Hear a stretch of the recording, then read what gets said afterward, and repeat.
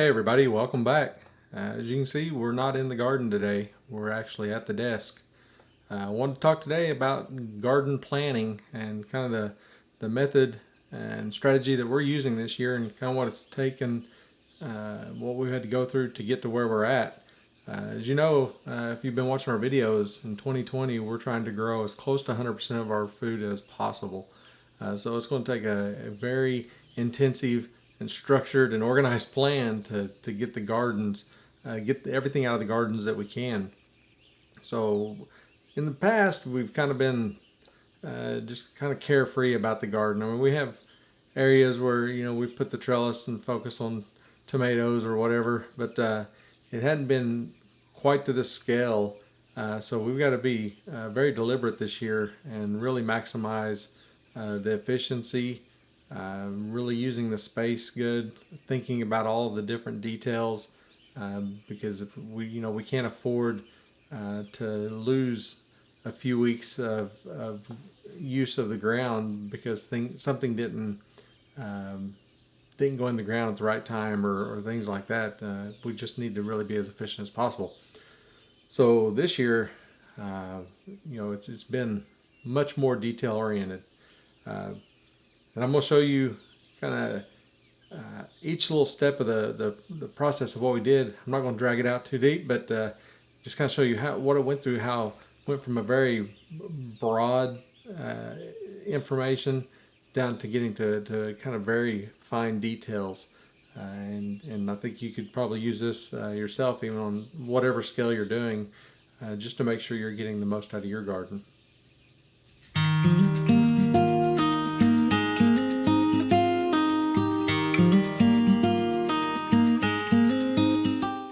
Started off by having Angela go through all of our seeds that we would most likely be growing this year.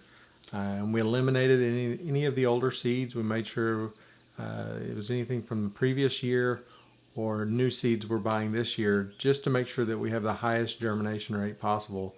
Again, I don't want to handicap ourselves by having low germination and finding out and we're getting past the point of where we need to be. I don't want to start off behind. So she went through and listed all of the things that we could be growing this year, and then looked up some information on each of them to help us with our planning. So how many days to harvest, any characteristics, is it vining, is it compact, soil temps required,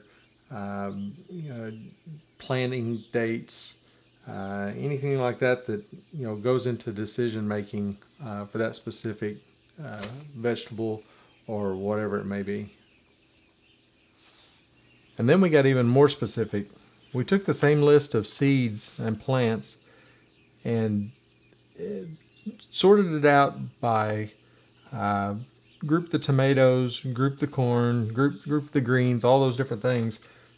Listed seed date for our specific area, when we would need to transplant that, what method, is it going to be direct sow, do we need to start it in the greenhouse, how many, list out the days to harvest, and then put some of the little details again, not during heat, things like that. This is just a much more organized version of the information versus the original notes, which are a little harder to work through.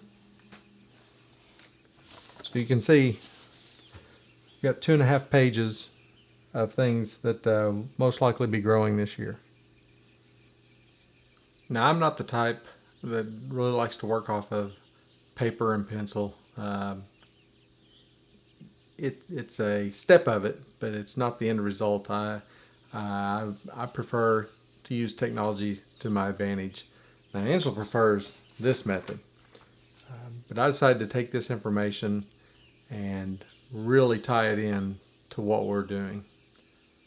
So I'm in the process of putting this entire garden plan in a spreadsheet. And Angela always makes fun of me because of me and my spreadsheets. I'll tell you, it's a great way to organize using a lot of different variables. So this is laid out. It reflects our time frame. I put it in weeks. So it's Sunday of each week as the start of that week.